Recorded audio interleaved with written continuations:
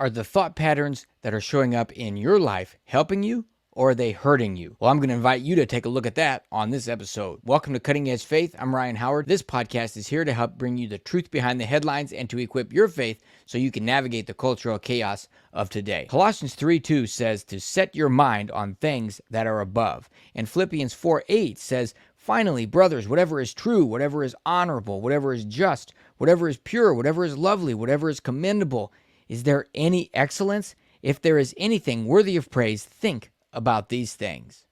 Well, I can remember a time where I was not doing that. That is what we need to be doing. And several years ago, I remember that I had some negative things that were coming out of my mouth, and somebody said to me, hey, you've been hanging around such and such too much. And I remember thinking, they're right.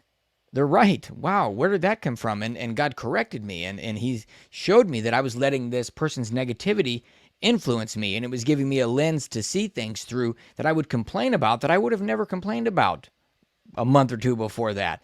And so I had to correct what I was allowing my mind to think about what I was seeing. And more recently, not in the too distant past, I even caught myself again that God corrected me because I noticed I had sort of a negative attitude towards things, looking at everything going on in culture, looking at everything, problems at work, relationships that have problems in the workplace, and all the stuff in politics and everything, the news and headlines and all the craziness happening and the chaos today. It's easy to get sucked into that and to have a pessimistic or a negative attitude. And I even developed sort of a chip on my shoulder about a few things.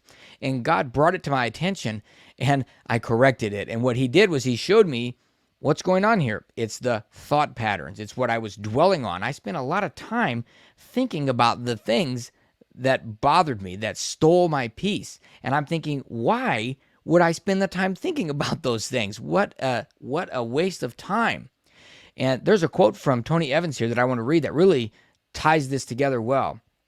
He says, one of the reasons we don't keep our peace is because we tend to dwell on things that are set in opposition to the peace we're asking for. We mull over a lie or over bad things that could happen, and if we continue to entertain messages that work against our peace, anxiety will soon return. We must, therefore, ask ourselves if we are able to praise God for the things that we are dwelling on. If we can't, then we'll soon lose the peace God has given us. Well, when I made that correction, it was like a light switch. I saw it and I said, Lord, I'm done with that. I'm going to look at the positive aspects of things. I can see how God can use all of this to reframe it. He can use it all for my good. Romans 8:28 is true. He uses everything for the good of those who love him and are called according to his purposes. I had a bigger view of God's sovereignty over all of these situations. I surrendered it to him, and then I could see clearly to partner with God in these situations. So what about you? How's your thought patterns? How are the things that you dwell on? Are they helping you or are they hurting you? Well, I want to invite you to take a good look at that and to make a decision today to surrender those things to the Lord and to set your mind on things above and to think about the things that are true, pure, holy, commendable, and all those things that we heard in Philippians 4:8.